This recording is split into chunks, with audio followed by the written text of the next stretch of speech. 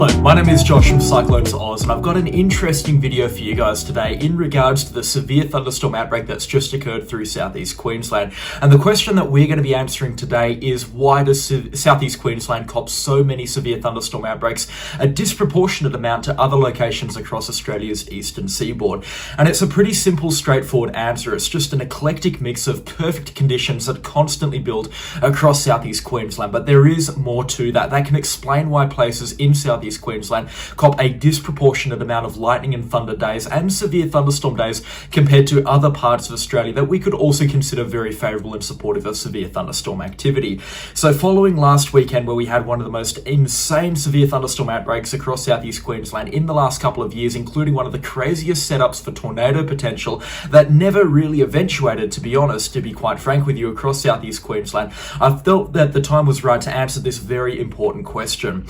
So in short, we have a perfect mix of conditions across southeast Queensland. We have this warm, dry air that streams in from the east, from the west rather, on a very frequent basis, and that meets up often with what we call dry lines, which is where a line develops basically where we've got that warm, dry air coming in from the west and this warm, moist air that comes in from the Coral Sea, this humidity, and that all meets up. And generally speaking, we need a trigger to drive severe thunderstorm activity, which is often low pressure or a low pressure trough that is forming around that dry line area. And this creates the perfect conditions for severe thunderstorm activity because we've got that warm air coming in from the west and that warm air which carries that moisture coming in from the north and the east, and that really presents the chances for some wild severe thunderstorm outbreaks. Now, generally speaking, with the flow of the jet stream, we see this air progressively through the afternoon travel further towards the coast, and that's a general trajectory of severe thunderstorm activity. So this is a look at what we saw on Saturday, the 1st of November. This severe thunderstorm activity started a lot further out towards the west, and that was towards the Toowoomba and Warwick area.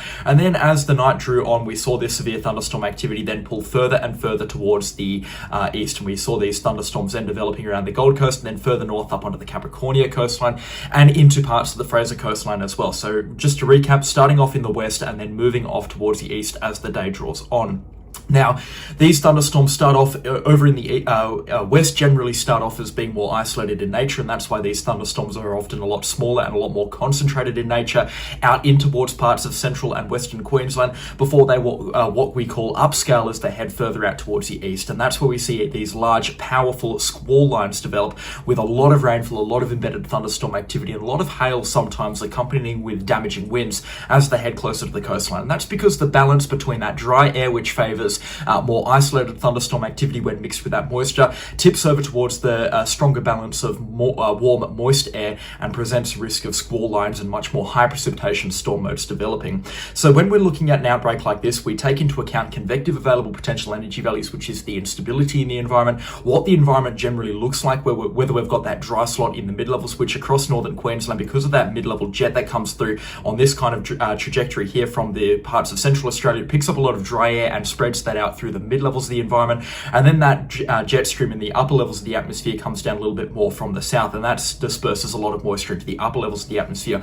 So that means that we get a moisture spread like this. If I was to draw a graph over here and we had dry air on the left and warm moist air on the right of this graph here, the lower parts of the atmosphere start off with that warm moist air, and then that disperses off towards the drier side in the mid-levels of the atmosphere and then comes back towards the moist side in the upper levels of the atmosphere. And that's why we get high dew points comparative to the temperature in both the lower and the upper levels of the atmosphere. Now, this is where hail becomes a significant risk and is one of the contributing factors as to why southeast Queensland gets so much hail. And when the hail does develop through southeast Queensland, particularly through parts of the scenic rim and the Gold Coast hinterland, we can see some giant hailstones developing there. And it's the same reason why we saw those 9-centimetre hailstones towards the north of Warwick and outside of Toowoomba on the weekend's outbreak just gone.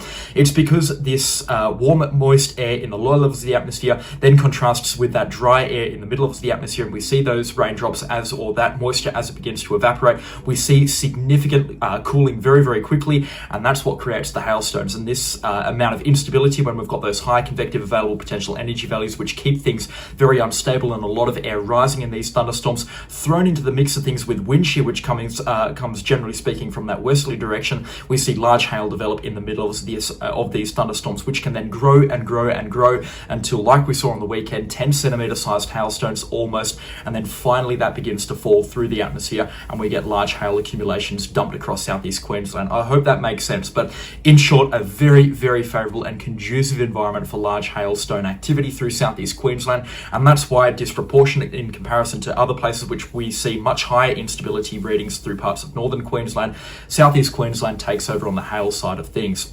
Now, before we dive into the why southeast Queensland sees so many powerful thunderstorms, we need to understand what thunderstorms actually occur through southeast Queensland. Now, I found a perfect example on the stream that we did on the thunderstorm coverage back on Saturday of this weekend just gone, and we've got our 3 different types of thunderstorms that we see through southeast Queensland on a regular basis. We have our supercell thunderstorm over here, which is the most powerful type of thunderstorm and one that southeast Queensland sees disproportionately more commonly than other locations in Australia for that matter. And we've got a multicellular thunderstorm over here with a lot of different pulse thunderstorms that are firing up within it, and then we've got pulse thunderstorm activity up here towards the north of Caboolture and Brisbane. Now, these 3 different types of thunderstorms, our supercell thunderstorm, our multicellular thunderstorm, and our pulse thunderstorm, are the 3 different varieties that we see in southeast Queensland, and this is what makes southeast Queensland much stormier than other locations in Australia. Pulse thunderstorms occur in an environment where there is little wind shear and little opportunity for these storms to organise, and basically what we just see incredible evaporation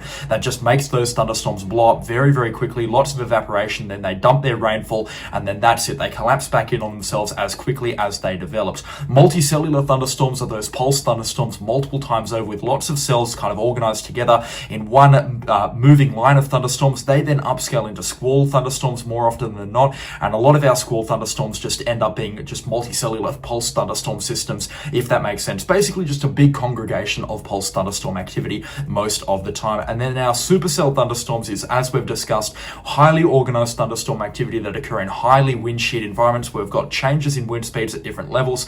Say winds out of the west at the 500 HPA mark, and then winds out of the north at the 200 HPA mark in the upper levels of the atmosphere. And that's what creates these thunderstorms to move in different directions, swirl around, and then begin rotating. And that's where we see significant organization and significant hail development, for example, in our mid-level parts of the thunderstorms, which then create those very dangerous impacts from large hailstones, but sometimes giant hailstones like we saw in this thunderstorm out here outside of Clifton and Gatton at this time on Saturday.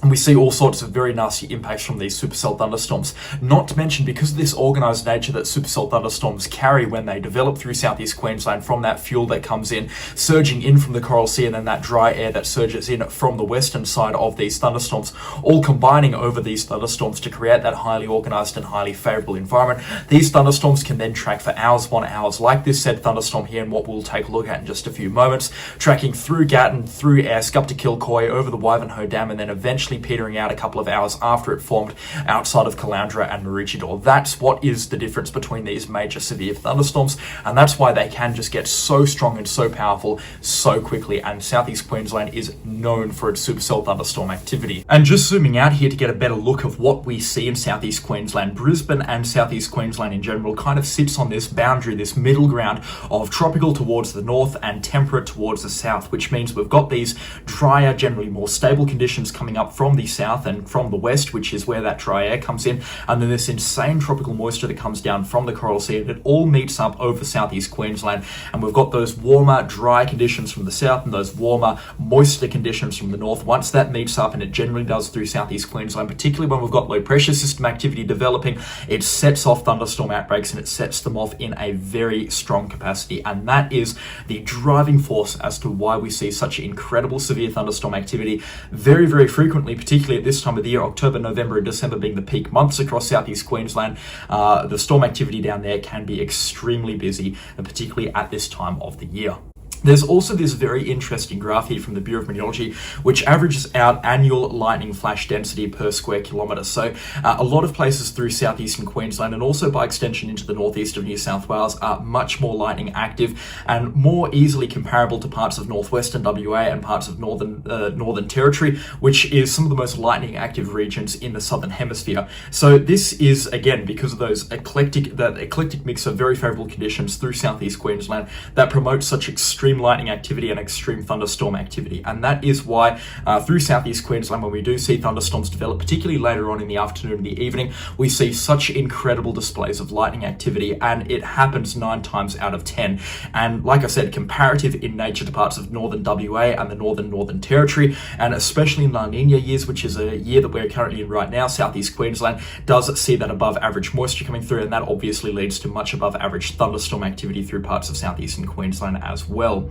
Now, supercell thunderstorms are those highly organised severe thunderstorms that we see through southeast Queensland on a regular basis, and they happen to occur where wind shear is very, very high. Now, if I pull this up into the 200 HPA winds, you can see we've got these extreme winds that race across central parts of Australia in the jet stream, which normally follows this sort of line through here over Western Australia into parts of South Australia, the Northern Territory, and then into Queensland and New South Wales. And once these winds here, those 200 HPA winds, meet up with that moisture along the east coast of Australia, not just through southeast Queensland, but also through parts of New South Wales, we see supercell thunderstorm activity develop. And you can see that very stark contrast between the very high wind speeds that we see across central Australia in comparison to those very low wind speeds across parts of the Northern Territory and Western Australia up here, where wind speeds are very, very light, 20, 30, 40 knots, as opposed to the 80 to 100 knot wind speeds that we can see on severe thunderstorm days through southeast Queensland and northeast New South Wales.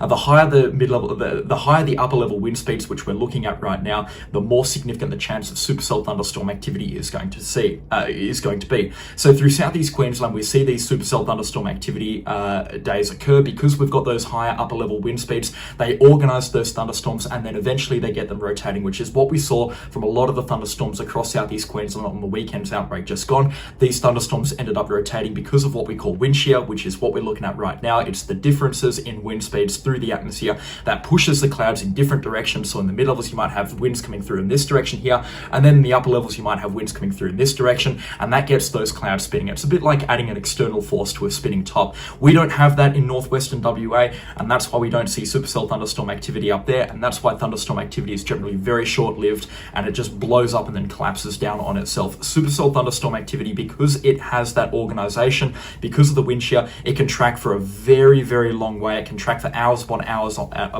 at times, and it can cause all sorts of very, very nasty impacts. And no other storm was a better example of that than that absolutely massive thunderstorm that tracked through Clifton and then eventually Gatton, Esk, and then up into the Sunshine Coast on Sunday. Have a look at this thunderstorm here. This supercell thunderstorm originated outside of Warwick at about 1 o'clock in the afternoon. You can see it wasted no time in becoming severe warned. A very obvious hail core was evident in this, pretty much straight out of the gate. Ended up dropping 9cm hailstones outside of Pratton, which is just outside of Clifton, 5cm hailstones in the Clifton township itself, and then this thunderstorm just tracked and tracked and tracked. This imagery here is hour by hour, so this thunderstorm looks like it's pulsing in and out, but it remained at a similar, very dangerous intensity for hours upon hours. This is at 3 o'clock, over 2 hours after the thunderstorm had originated, and it's already tracked from Clifton right up through Gatton and then across towards Esk, and then it delivered a pretty big blow towards the Esk town centre, and then for another couple of hours it continued to track up into the Sunshine Coast before finally weakening off and upscaling just outside of Maroochydore at about 5 p.m. local time, in fact about 5:30 p.m. local time. So this thunderstorm here remained at a supercell thunderstorm intensity for an extremely long period of time, starting at Pratton at, remember, about 12:30 in the afternoon, then moving through Clifton at 1 o'clock, up towards Gatton by about 2 o'clock, over towards Esk by 3 o'clock, then 4 o'clock outside of Caboolture, and then dissipating finally at 5:30 in the afternoon outside of Maroochydore. Its marathon run lasted over 4 hours. We tracked it here live on stream for that entire duration, and it was an extremely powerful thunderstorm at that, dropping 9cm hailstones on at least 2 occasions outside of Clifton and Gatton respectively, and giant hailstones over 5cm in diameter recorded pretty much throughout the entire storm's lifespan until it got outside of Caloundra and Maroochydore onto the Sunshine Coast and finally began upscaling. That's the difference between pulse thunderstorms, which generally stay in one location and move very slowly if they move at all, and the difference between squall lines, which are just organized lines of thunderstorms, or organized lines of pulse thunderstorms that move off in one direction and are generally non-severe. Interesting time and a very active and potent time to be a thunderstorm tracker or chaser alike. I hope that's answered your questions across Southeast Queensland. If it hasn't, let me know in the comment section down below. I'd be more than happy to help you out over there. But check out my Facebook page as well for the latest and greatest information on these thunderstorms that do originate across Southeast Queensland. That's going to be all from me today. I hope you've enjoyed this video update. And if you have, then consider leaving a like and subscribe to the channel as well. And a special shout out, of course, to the channel sponsors. Their names are on screen right now. I could not run this show without them. That's all from me today. I'll catch you on the next storm. Goodbye.